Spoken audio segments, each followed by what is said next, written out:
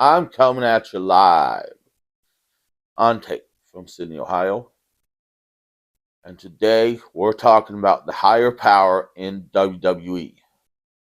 Now, first, let me take you back to 1998 when Undertaker took a darker turn and turned heel, vowing to bring in his Ministry of Darkness to change the WWE forever. Now, the Ministry of Darkness was made up of originally it was Viscera, who used to be called Mabel, Midian, who was one of the Goodwins, and then had the Brood and Kane. And it was Undertaker and Paul Bearer in charge. Now, by the time we get to the higher power, the Brood is kicked out, and Kane is kicked out. But during the 1998, he was late 98 and early 99, he was torturing McMahon. He went to his house with the Ministry, scaring Linda and Stephanie, and burned a cross on his yard. He burned Stephanie's beloved childhood teddy bear. To get back at McMahon, he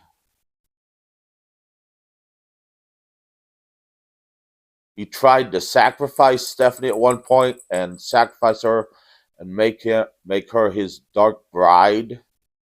And McMahon had to get Stone Cold to help him with that, help him rescue Stephanie. So Undertaker was pretty much torturing McMahon.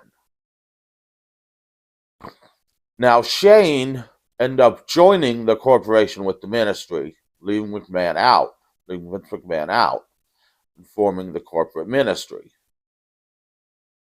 Corporation with Vince McMahon's group, which had Big Boss Man, Ken Shamrock.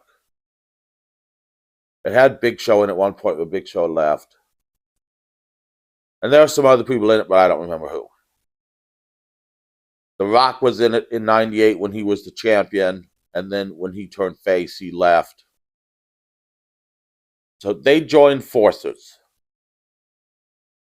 Now, The Undertaker had been alluding for a while, starting in 99, that he was working for a higher power. Now, the higher power, according to Bruce Pritchard, was supposed to be a young wrestler that they were going to bring in and who was looking for a push, or a debuting wrestler who they were going to bring in and give a significant push to. According to him, it would have worked great if the Big Show had been his debut, being the higher power, because according to Bruce Pritchard, can't stop. Because according to Bruce Pritchard, Big Show's debut was rushed. Vince Russo, who was the writer at the time, wanted Christopher Daniels, who was in WCW.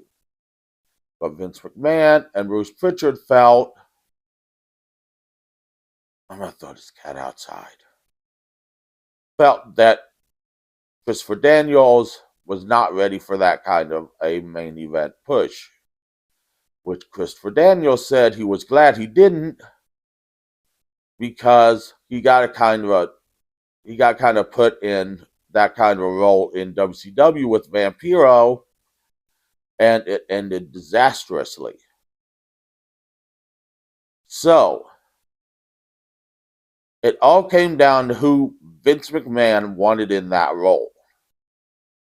And there was back and forth on who could it be, and Vince McMahon eventually decided who the higher power should be was himself.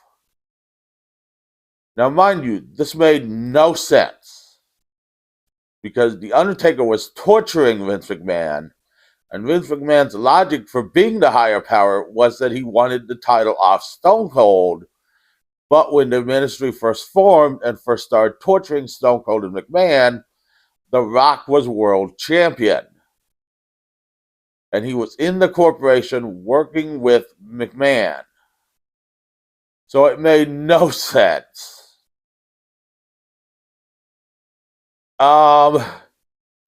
Then Stephanie and Linda came out and said they sold their shares to Stone. They gave their shares to Stone Cold, making him 50% owner in the company earlier that day. But they didn't find out Vince was the higher power until just then. So once again, this made no sense, but led to a ladder match with Vince and Shane versus Stone Cold for control of the company, which was not a very good match. It had a lot of interference in it, and Vince and Shane won.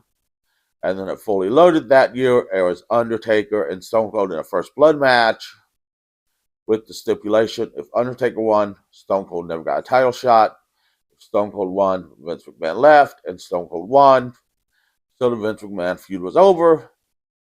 The corporate ministry was pretty much over. Undertaker would go on and win the tag team titles with Big Show and then be injured and come back to the American Badass. Stone Cold would go on to feud with mainly Triple H for the rest of the year. He'd defend his title at SummerSlam, lose to Mick Foley. Mick Foley lost to Triple H, and Stone Cold would go on to feud with mainly Triple H. And then at the end of that year is when Stone Cold got hit with the car. Stone Cold chose to bring Vince McMahon back because according to the stipulation, he could bring Vince McMahon back when Triple H married Stephanie McMahon. The rest of the ministry and the corporation had mixed success. Big Boss Man Ken Shamrock left the company.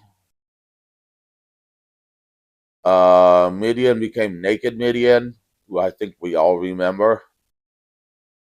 Viscera ended up leaving the company. The Brood, Gangrel left, and Edge and Christian became two of the biggest stars in wrestling. Farouk and Bradshaw, they became the APA, which is what they're best known for, is the APA. Kane became a Hall of Famer. Paul Bearer should be in the Hall of Fame if he's not.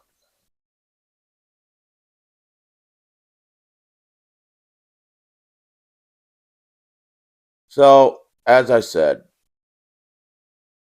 it was kind of stupid. But it was ultimately Vince McMahon's call, and Vince McMahon made a stupid decision. So join me next week where we'll look at something else.